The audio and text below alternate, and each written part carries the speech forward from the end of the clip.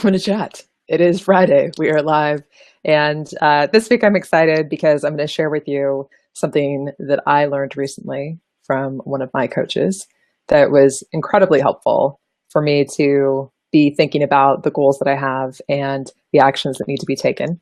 So I'm going to tell you about that in a minute. And then I'm also pumped because 2 weeks in a row now, we have a guide. Oh, yeah. That's what I'm going to be chatting about. This week's guide is how to swim in an ocean of progress. It remains to be seen if this is the best title, but I was pretty excited to have a purpose for this photograph that I took in Laguna Beach. This is, blessedly, that's my spatial skills, y'all. This is only about 15 minutes from my house, and it's this beautiful cove.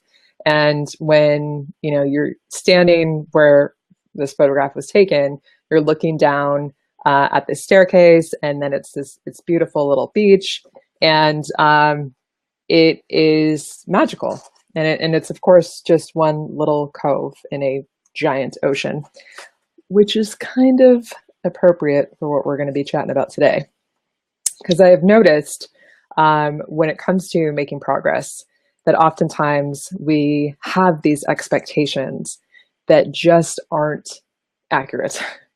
And despite how intelligent we are, despite how capable we are, how many goals we've gone after in our life, how many days we've been on this planet, there still seems to be this universal disconnect in our human experience between what we think is going to happen and this vision that we have of what it will be like to set a goal, to go after it, to achieve it.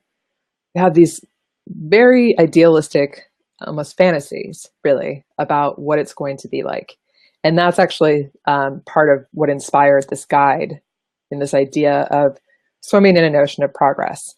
And the metaphor that I use in the guide is, it's kind of like if you were to imagine going to this amazing place that you've heard about. I call it Progress Pond, where it's this beautiful pond with still waters where you're just going to dive in and be making progress and thinking of your goal as getting to the other side of the pond. And you get really excited when you're thinking about it, how amazing you're going to feel, how accomplished, how proud, how good you're going to look in your bathing suit when you're swimming across the pond. And then when you actually get to the water's edge, meaning you're about to go in and start taking the actions that are required to reach your goal, then it starts to feel real different. And you start to look around and realize that making progress is not like wading into a beautiful, tranquil pond with still water.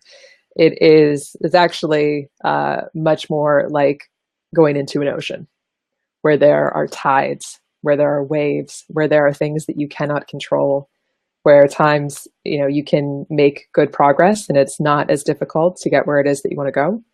And other times you are ducking under waves and choking on water. It is all part of the experience. And I think we can get discouraged and distracted when we think that somehow that's wrong or that that's not how it's supposed to go. So if you show up to a pond thinking that you're just going to be languidly paddling across, and floating on your back, no big deal, and then you arrive at an ocean, that can be really distressing. But when you know that you're going to the beach and you're going to the ocean and you're going to go for an ocean swim, then it can be exciting. Then it gets to be more of an adventure and something that is fun and interesting and that you get to challenge yourself in doing. And what's lovely about making any kind of progress in the actions that you need to take to get where it is that you want to go. In the case of this metaphor guide, the actual swimming of it.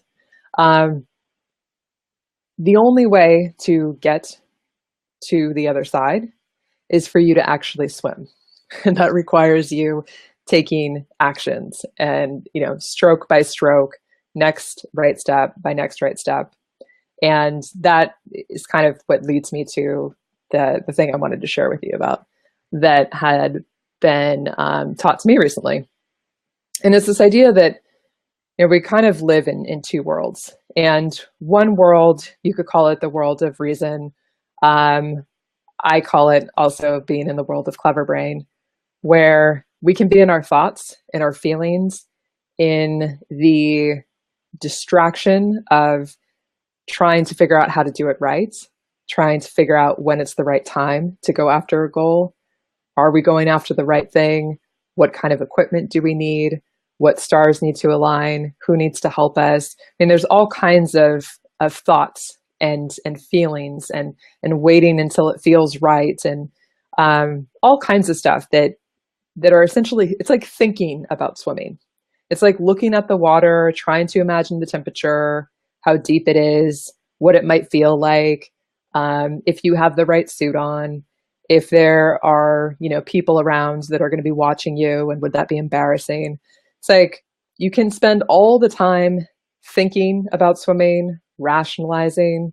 You could be practicing on dry land if you wanted and just visualizing and going through the motions, but there's no substitute for actually getting in the water and swimming. I could certainly tell you, as someone who taught swimming for a number of years and was a competitive swimmer for 13 years, there's no substitute for actually getting in the water. And the only way for you to swim and to move forward is for you to take a stroke. Regardless of which stroke you are swimming, you need to take strokes. And you can't do any more than one stroke at a time. You might be able to go faster or slower. Some days they may look really good. Other days it may look like a hot mess. And that's fine, because the important thing is that you're taking one stroke after the next. And when you are in that world, that is the world of action. That's the world of performance. That's where you are going to be building your courage muscles by taking your next right step, which often requires some courage to try something new, to make different decisions as you are going about your life so that you can reach this goal. You can create new habits.